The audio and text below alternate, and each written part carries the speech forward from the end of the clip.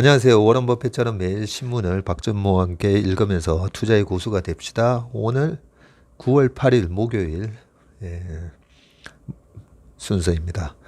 마치 금요일 같은 목요일입니다. 금, 토, 일, 월까지 이제 긴 추석 연휴가 시작됩니다. 그동안 지난주 금요일부터 참 좋은 댓글들을 많이 보내주셔가지고요. 네, 그래서 어떻게 저도 댓글을 막 이렇게 적어 드리고 싶지만 영상으로 제가 남겨야 되겠다 해서 오늘을 좀 기다렸습니다. 여러 감사의 댓글 그리고 좋아요도 눌러주시고 그동안 많은 관심들 가져주셔가지고 그 부분에 대한 댓글을 제가 얼마 전에 이제 책 소개해 드렸었잖아요. 저한테 그 경제서적 말고 인생의 책을 꼽으라면 몇 가지가 있는데요. 그 중에 하나가 법정스님의 무소유, 그리고 생텍쥐베리의 어린 왕자, 그리고 골든이었던가요? 그 에너지 버스 제가 방송에서 한번 얘기했었죠. 그리고 몇 가지 책이 더 있는데요. 그 중에서 이제 생텍쥐베리의 어린 왕자에 정말 주옥 같은 얘기가 너무 많이 나오죠. 그 책 자체가 전체적으로 우리가 어떻게 살아야 되는지에 대해서 너무 참 편안하게 잔잔하게 우리에게 그 인생을 살아가는 그 지혜의 말씀들이 담겨져 있지 않습니까? 그 어린 왕자 제가 참 좋아하는 책인데요.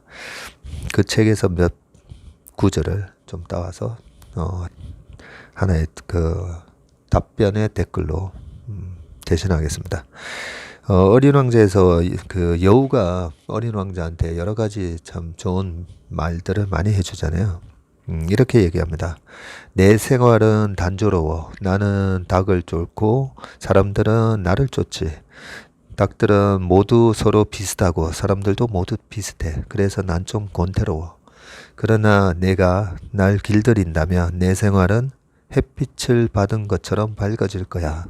다른 발자국 소리와는 다르게 들릴 너의 발자국 소리를 나는 알게 될 거야. 다른 발자국 소리가 나면 나는 땅속으로 숨을 거야. 내 발자국 소리는 음악 소리처럼 나를 굴 밖으로 불러낼 거야. 그리고 저길 봐. 밀밭이 보이니? 나는 빵을 먹지 않아. 밀은 나한테 쓸모가 없어. 밀밭을 보아도 아무 생각도 떠오르지 않아. 그래서 슬퍼. 그러나 내 머리칼은 금빛이야. 그래서 내가 날 길들인다며 정말 신날 거야. 밀도 금빛이기 때문에 밀은 너를 기억하게 해줄 거야. 그래서 밀밭을 스치는 바람 소리까지 사랑하게 될 거고. 제발 나를 길들여 주렴. 넌 나에게 아직은 수없이 많은 다른 어린아이들과 조금도 다를 바 없는 한 아이에 지나지 않아. 그래서 나는 널 별로 필요로 하지 않아. 너 역시 날 필요로 하지 않고 나도 너에게는 수없이 많은 다른 여우들과 조금도 다를 바 없는 한 마리 여우에 지나지 않지. 하지만 내가 나를 길들인다면 우리는 서로를 필요로 하게 되는 거야. 너는 내게 이 세상에서 하나밖에 없는 존재가 되고 난 내게 이 세상에서 하나밖에 없는 존재가 될 거고.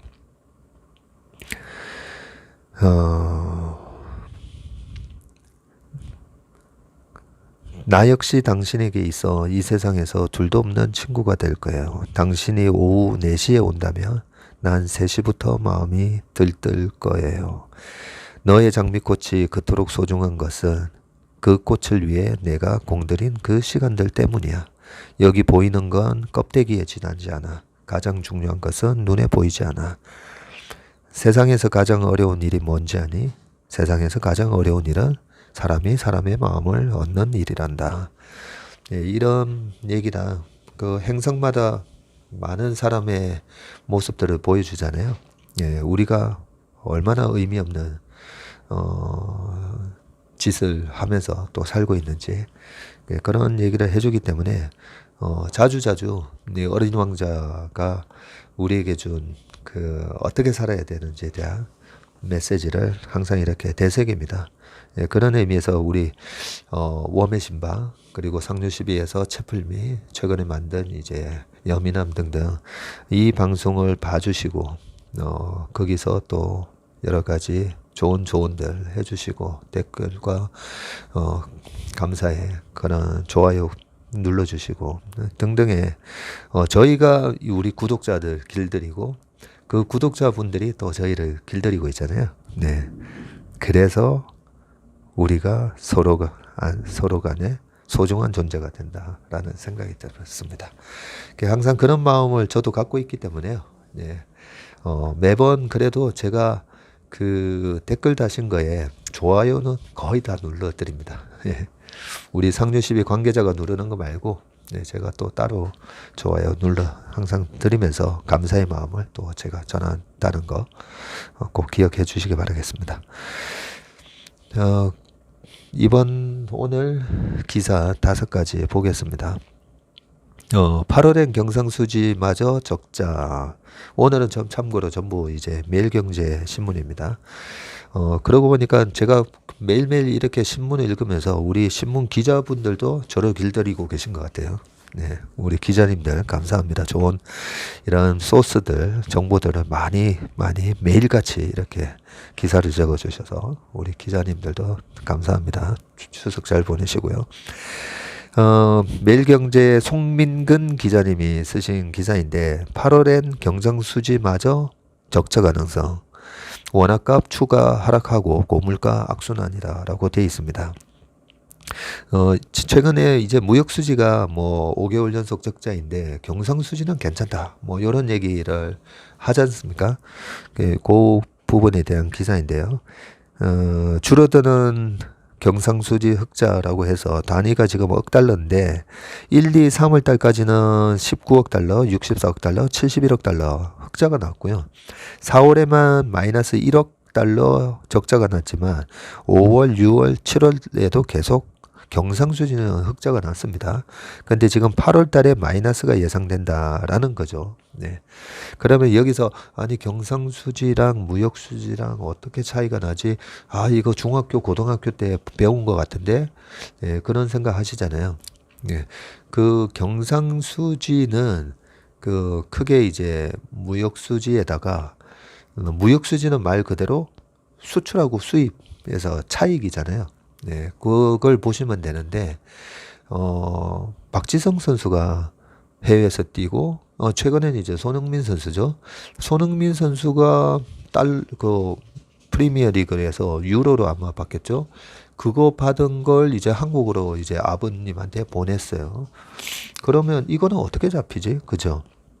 이런 거 이제 소득수지라고 합니다. 이렇게 소득수지가 잡히는 거고, 그 다음에 그 넷플릭스 영화를 보면서 결제를 해요.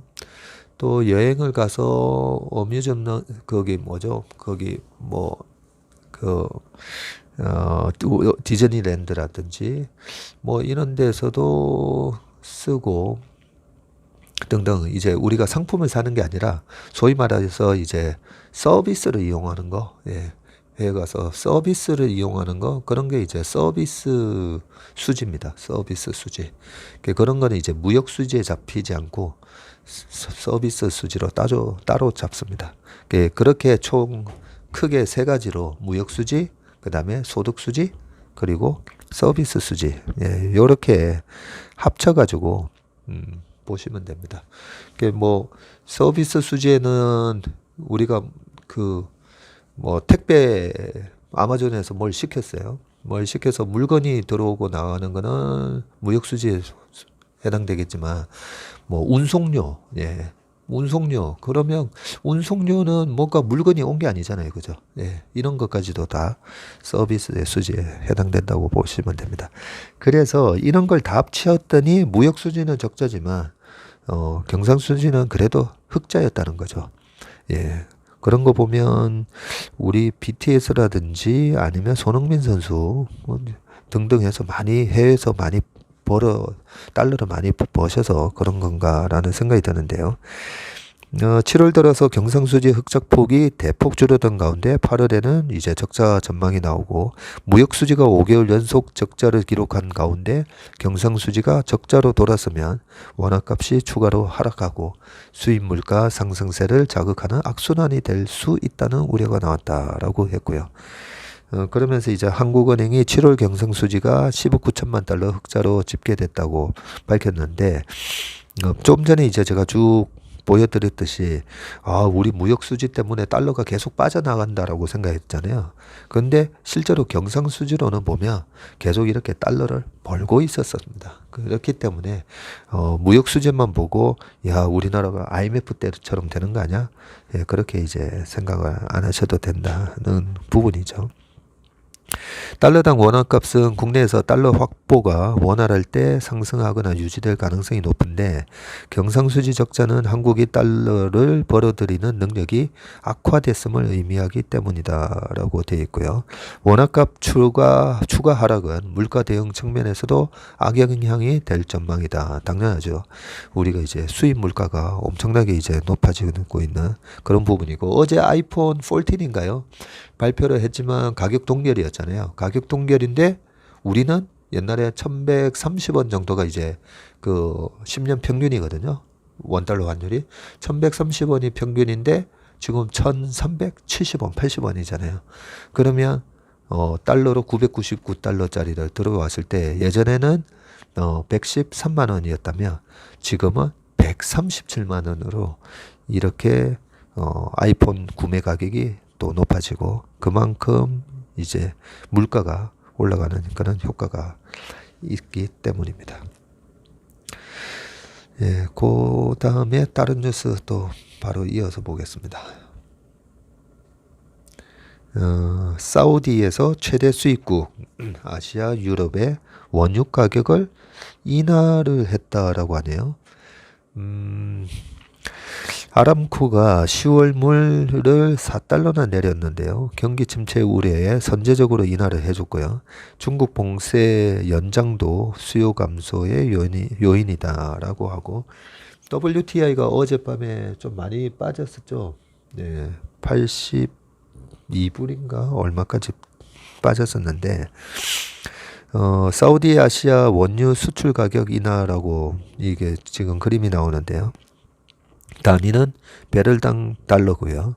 2022년 1월물 그러니까 올해 그 전쟁이 터지기 전에 3.3달러였는데 이게 9월 달에 9.8달러까지 갔다가 이게 1월물이네요.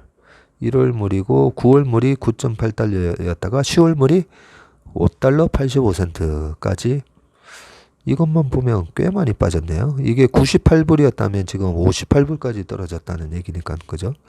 아랍 경질유의 공식 판매 가격 기준이라고 합니다. 사우디 아람코에서 나온 자료고요. 글로벌 경기 침체로 원유 수요가 감소할 것이라는 우려가 확산되자 아시아 최대 원유 공급국인 사우디아라비아가 아시아와 유럽에 대한 원유 수출 가격을 대폭 인하했다. 다음 달 국경절 등 연휴를 앞둔 중국이 코로나19 확산을 예방하기 위해 봉쇄 조치를 연장하면서 한동안 상승을 이어가던 국제 유가는 하락세로 전환됐다. 이게 우리가 드라이빙 시즌이라고 하잖아요. 유가가 올라가는 그런 계절성을 얘기할 때 뭐 드라이빙 시즌이 시작됐다 이러는데 중국이 이래 봉쇄를 계속 이어가 버리면 소위 말해서 이제 드라이빙을 잘 못하게 만들어 버리니까 그런 부분이 유가에 대한 기름에 대한 수요를 이제 떨어뜨릴 수가 있다라고 생각해서 유가가 또 확 빠졌다는 그런 얘기를 하고 있고요. 9월 인도분 아랍 경질유 판매 가격이 배럴당 9달러 80센트였는데 4달러 낮은 수준으로 지금 인하를 했고요. 사우디 아람코는 아시아로 수출하는 원유 가격을 매길 때 두바이 오만 유종 평균 가격에다가 공식 판매 가격을 더한다고 합니다. 즉 공식 판매 가격을 낮추면 사우디 아람코의 원유 수출 가격도 함께 낮아지는데요. 아랍 경질유 가격 OSP는 올해 초부터 꾸준한 상승세를 보였었는데 올 2월물은 전월물 대비해서 하락해서 배럴당 2.2달러를 나타냈지만 1월에 3.3이었다가 그러고 나서 9달러대까지 이제 올라갔다가 그리고 올 6월물 가격이 일시적으로 4달러대로 하락했지만 이후 다시 상승해서 9월물이 9.8까지 오르는 등 올해 최고치를 기록을 했었는데요. 중국의 코로나 봉쇄 조치 연장과 글로벌 경기 침체 우려 등 악재로 원유 수요가 감소할 것이라는 전망이 나오자 이렇게 사우디 아람코가 자국산 원유 최대 수입국인 아시아와 유럽을 대상으로 선제적인 가격 인하에 나선 것으로 보인다. 사우디는 자국산 원유 약 60%를 아시아에 수출하고 있다고 합니다. 거기서 한국, 중국, 일본, 인도 등이 주요 고객이라고 하네요. 아람코의 최대 고객 중 하나인 중국은 오는 10일에서 12일 중추절과 다음 달 1일에서 7일 국경절 연휴를 앞두고 코로나 확산 방지에 총력을 지금 기울이고 있는데요. 스촨성에 있는 성도 청두시와 라오닝성 나렌시 등이 전면 봉쇄 조치를 약 일주일 연장한다고 했고요. 중국은 악화하는 코로나19 상황과 이로 인한 기업들의 경제활동 위축으로 지난 7월 소비가 9.7% 감소하는 등 경제 위기를 마주하고 있다라고 합니다. 아람코는 유럽에 대해서는 북서부 지역과 지중해에 수출되는 모든 등급의 원유 가격을 배럴당 2달러씩 내렸고요. 외환중개업체 소속 에드모야 선임 시장 애널리스트는 에너지 트레이더들은 최근 산적한 수많은 글로벌 경제 과제와 에너지 공급 불확실성에 분노하고 있다면서 이들은 최근 시장에 회의적이라고 말했다라고 돼 있고요. 중국이 봉쇄 조치를 연장한다는 소식에 상승세를 이어가던 국제 유가는 다시 소폭 하락을 했고요. WTI 가격은 전장 대비 0.01% 오른 배럴당 86.88달러 거래를 마쳤지만 라고 돼 있는데 어제 유가가 많이 빠졌었는데요. 그죠? 어제 유가가 81.94, 5.69% 하락을 해서 실질적으로 81.94까지 떨어져 있고요. 북해선 브렌트유랑 다른 기름 가격도 이제 빠졌다고 합니다. 최근 미국과 유럽 등 수많은 주요 국가 경제에 빨간불이 켜지면서 당분간 원유 시장도 위축될 것이란 전망이 지배적이라고 합니다. 특히 주요 7개국이 우크라이나를 침공한 러시아를 제재하기 위해 러시아산 원유의 가격 상한제를 도입하기로 결정하면서 시장 전문가들은 올 4분기 시장에서 원유 수요가 공급을 앞지를 것으로 전망하고 있다고 그렇게 또 얘기를 하고 있습니다. 그 다음 기사를 보겠습니다. 이 유가가 떨어져야 되는데 유가가 이렇게 큰 폭으로 떨어져서 너무나 다행이다는 생각이 듭니다. 제가 6월달하고 그리고 7월에 투자 설명회에 보면 유가를 어떻게 전망을 해놨는지 나와 있으니까요. 참고를 하시고 유가는 90에서 60불 사이, 요 사이가 적정 유가라고 설명을 좀 해놓은 게 있으니까 나중에 한번 보십시오.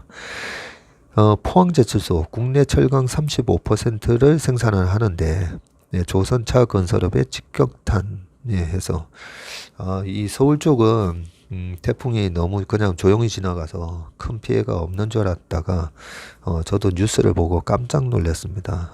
그 포항 쪽에 너무 피해가 심각해서 뉴스를 보면서 참 마음이 안 좋았었는데요. 포항제철소 국내 철강 35% 생산 조선차 건설업의 직격탄이라고 되어 있습니다. 포스코 포항제철소 가동이 중단되었는데요. 지금 사진에 보니까 가동이 전면 중단된 7일 공장 굴뚝에서 연기가 나오지 않고 있다라고 되어 있습니다. 후판 냉연 등 생산 비중이 커서 휴풍 길어지면 고로가 망가지고 하루 매출 손실이 500억에 500억 정도 발생할 것이다 라고 돼 있는데요. 49년 만에 처음으로 가동을 전면적으로 멈추게 되면서 국내 전체 산업에 미칠 파장에 관심이 모아지고 있다. 50년 전이면 1973년, 그죠? 72년인데 49년 전이니까 1973년. 그때면, 여기 밑에 표가 나오는데요. 포스코가 설립이 된 게 1972년이고요. 첫 생산을 한 게 1973년입니다. 지금 조각 생산량이 연 1685만 톤이고요. 국내 조각 생산의 35%를 차지하고 있는데 생산 제품이 열연, 냉연 코일, 후판, 선제 등이고 직원 수가 6,751명입니다. 제품별 매출은 냉연이 4조 8,284억이고요. 열연이 4조 1,800억, 스테인레스가 2조 3,100억, 후판 선재가 4조 9,163억 해서 합계 총 16조 2,482억을 생산할 매출을 일으키고 있습니다. 이 냉연, 열연 이러니까 좀 방금 나왔던 스테인레스 말고는 좀 감이 없으시죠? 이 냉연, 열연이 뭔지를 밑에 잠깐 나오네요. 네. 제품별 비중으로 보면 배를 만드는 데 쓰이는 후판, 후판이 338만 톤으로 비중이 가장 크다고 합니다. 배를 만드는 데서는 후판이면 두께가 이렇게 두꺼운 그런 강판이라고 보시면 되고, 그 다음에 이제 냉연이 291만 톤, 이고 선재가 274만 톤, 열연이 220만 톤, 뭐 요렇게 돼 있는데 여기에 대한 설명이 요 밑에 조선용 후판 두께가 6mm 이상 두꺼운 철판의 경우 선박 건조 비용의 20%를 차지할 정도로 조선업계에 큰 영향을 미친다고 합니다. 우리가 뭐 전기차에서 배터리가 차지하는 비중이 35에서 거의 40% 차지하고 이런 후판이 조선 배에 선박 건조에 있어서 도대체 얼마나 차지할까? 이런 부분이 좀 궁금했었잖아요. 최근에 이제 조선주도 좀 많이 움직였는데, 그동안에, 실적 수주가 그렇게 좋은데, 작년에 보면 계속 올 상반기에도 쇼크가 나면서, 쇼크가 난 이유가 이 후판 가격이, 뭐 철강 가격이 올라서, 그렇게 원가가 높아진 부분, 그리고 2, 3년 전에 수주했던 저가 수주, 그때는 이제 성과가 낮았으니까 뭐 그런 걸로 보면서 우리가 알고 있었는데, 도대체 이 철강 가격이 얼마나 그 배에서 차지할까 했는데 20% 정도 차지한다고 합니다. 최근 세계 경기 침체 등의 영향으로 전방 산업 수요가 위축되면서 철강 가격도 지금 한풀 꺾인 상황이고, 이에 조선사들은 후판 가격 인하를 정부와 철강업계에 건의했지만 이번 포항제철소 가동 중단으로 다시 가격 상승 압박을 받을 것으로 전망된다. 이런 전망 때문에 오늘도 보면 조선 주가가 별로 안 좋았었습니다. 또 냉연 강판은 자동차, 가전제품 등에 주로 사용되고, 선재는 건설 현장이 최대 수요처다. 그 밖에 이제 이미 분기 현상을 빚고 있는 전기차 구동 모터용 무방향성 전기 강판은 포항제철소에서만 생산되는 제품인데, 이재윤 산업연구원 소재 산업환경실장은 과거 설비 개보수 때와 달리 이번에는 갑작스럽게 제철소 가동을 멈췄다. 중단 기간이 길어지면 다른 산업에 미치는 파급력이 클 것이라고 되어 있습니다. 지금 여기서 이제 자동차용 냉연 강판이라고 되어 있잖아요. 그 고철 또는 이제 철광석 거기 보면 막 이제 바위 덩어리처럼 이렇게 석탄처럼 뭐 이렇게 막 쌓여서 이제 오잖아요. 그 안에 이제 철도 있고 막 섞여 있습니다. 그걸 갖다가 고로에 집어넣어 가지고 엄청난 온도로 이제 하다 보면 이제 철이 녹아서 이렇게 내려서 나오거든요. 그러면서 이제 시뻘건 그 철 제품이 이렇게 쭉 나오잖아요. 그걸 갖다가 이제 슬라브나 또는 그걸 갖다가 뭐라고 그러는데 그 슬라브라고 그냥 이해하시면 되고요. 그렇게 이제 뻘겋게 나온 걸 갖다가 이렇게 압연을 해가지고 이렇게 철판이 쭉 나오면 그게 바로 이제 열연 강판이 되는 겁니다. 그리고 이렇게 이제 빨갛게 나온 그 열연 강판을 갖다가 이제 말아가지고 해놓을 수도 있고 한데 그런 상태가 이제 열연 상태인데 그게 그대로 놔두면 금방 녹이 쓸면서 뭐 시커멓게 됩니까? 뭐 처음에 뻘겋다가 나중에 시커멓게 이렇게 변해져 있는데 그 녹을 이제 털어내고 이제 자동차나 이래 우리 냉장고나 TV도 옛날에 보면 이제 뒤에 철판 같은 게 들어가는데 보면 은빛 색깔이 깔끔하잖아요. 그렇게 이제 깔끔하게 다시 한번 다듬는 게 그거는 이제 상온 방금 뭐 열연은 저렇게 이제 엄청나게 높은 온도에서 가공을 하기 때문에 이제 열연이라고 하고 핫코일이라고 이렇게 하고 냉연 같은 경우에는 그냥 일반 상온에서 이제 열연을 가지고 그걸 갖다가 막 다듬고 깎아내고 막 해가지고 아주 매끈하게 그렇게 만들어서 나온 제품이 그 냉연 강판이라고 보시면 됩니다. 이 냉연 강판이 결국 이제 자동차에도 들어가고 가전제품에도 들어가고 막 그렇게 쓰이는 거죠. 그래서 이제 철강 제품에서 막 맨날 이제 열연, 뭐 냉연 이런 거 나올 때 그렇게 이제 좀 이해를 하시면 되고요. 휴풍 요 부분은 요 기사에 제철소에 있는 3개 용광로의 휴풍 일시적으로 가동 중단이 되는 그런 상태인데 얼마나 길어질지 지금 모른다고 하고요. 휴풍은 고로의 불씨를 살리되 좋은 상태를 유지하는 것을 가리키는데 이 상태가 길어지면 향후 고로 정상화를 위해 대대적 수리가 필요하고요. 일단 고로를 다시 가동하려면 아변 등 후공정 시설부터 정상화해야 되는데 그러려면 발전 송배전 시설 등이 모두 복귀돼야 하는데 업계 일각에서는 그 기간이 한 달까지 갈 수 있다고 지금 염려를 하고 있습니다. 이렇게 되면 최악의 경우 고로를 못 쓰게 될 수도 있고요. 네, 민동준 연세대 교수님이 길면 열흘까지 괜찮지만 휴풍이 한 달이나 지속되면 고로 내부에 열을 갈 수 없게 돼서 내부 원료가 차가워진다면서 그러면 고로 내부 원료를 배출하기 어려워지는 문제가 발생을 한다라고 합니다. 네.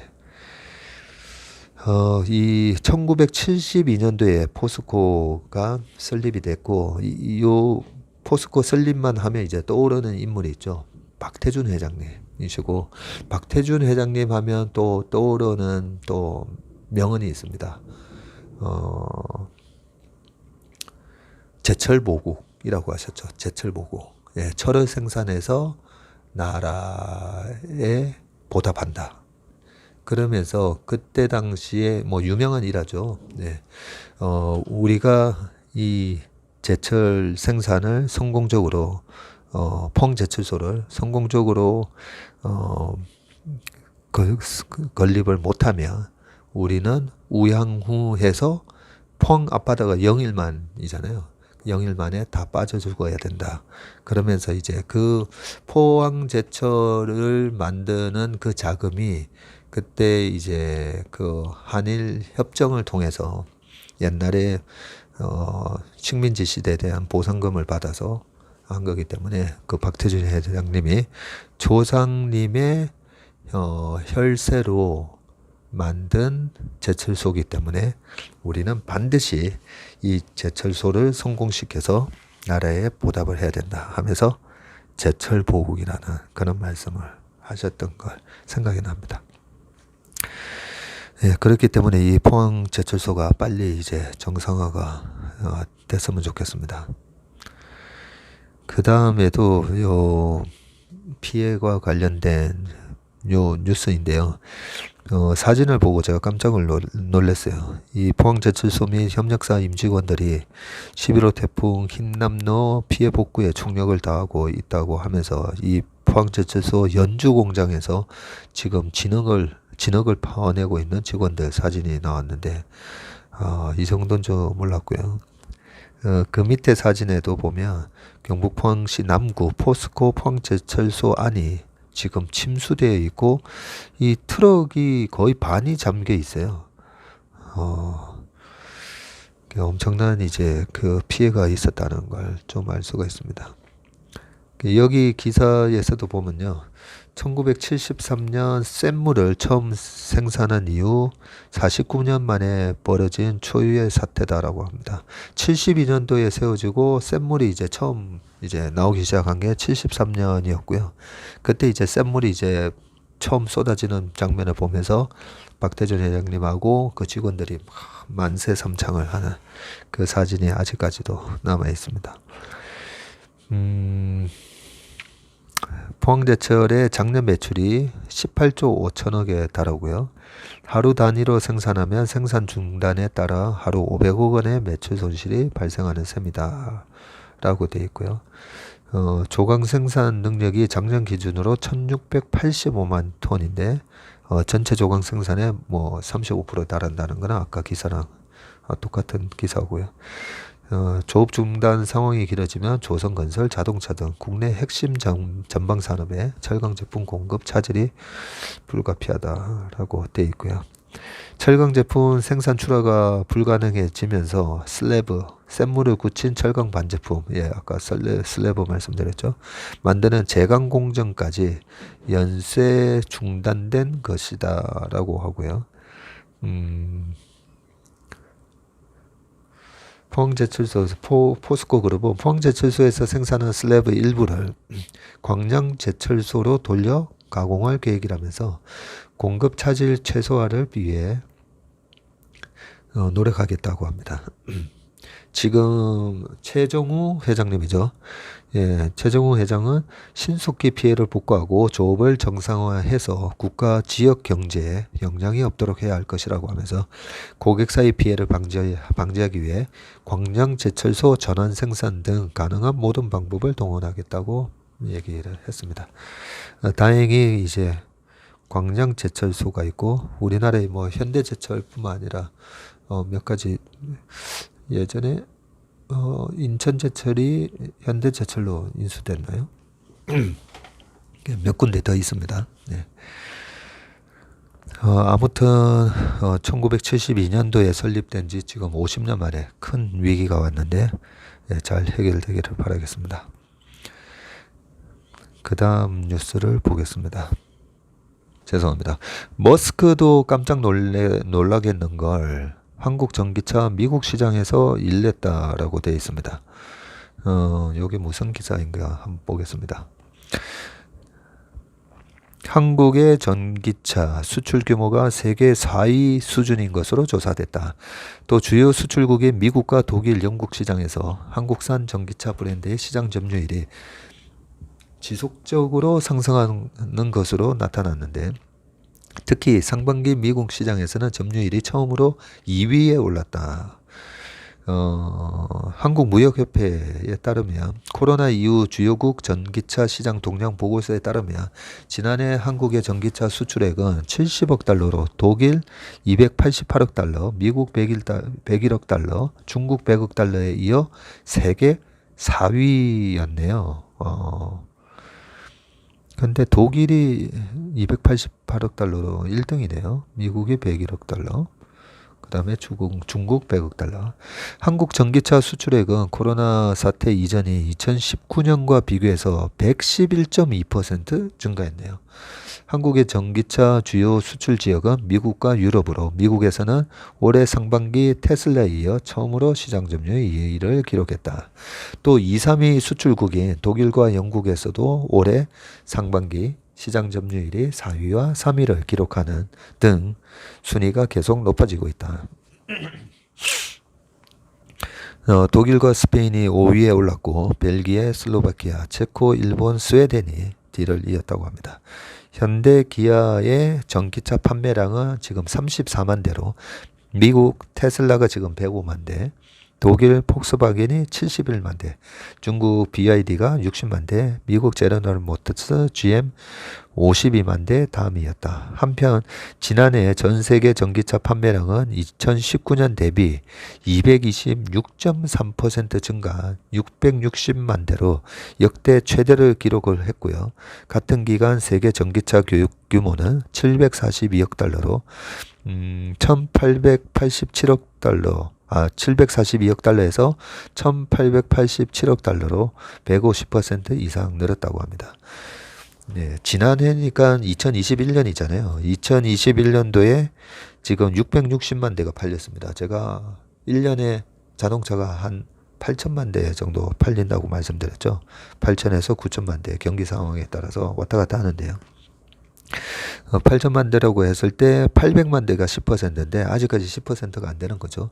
이미 중국하고 유럽에서는 전기차 판매 비중이 거의 뭐 20%가 다 넘습니다. 유럽이나 중국은. 근데 미국에서 5%에 지나지 않다가 최근에 이제 미국도 한 8%까지 올라오는 그런 모습을 보였기 때문에 내년에는 올해 이미 뭐 10%를 넘었다고 보면 되고요. 테슬라만 하더라도 39만 대, 그 다음에 90만 대, 그리고 올해가 140만 대 예상이었던가? 내년 200만 대, 뭐 이런 시기였기 때문에, 올해는 작년 660만 대보다는 훨씬 많은 숫자가 팔렸을 거고요. 내후년으로 갈수록 본격적으로 이제 전기차의 침투율이 10%에서 20%로 향해 가는 그런 그림이 나올 것으로 예상이 됩니다. 거기서 우리 현대기아차가 2등을 하고 있다는 겁니다. 그래서 제가 2011년에서 13년도 그때 당시에 이제 삼성전자가 이 스마트폰 시장에 Fast Second Strategy 결국 빠른 2등 전략으로 세계 1등이 됐잖아요. 네.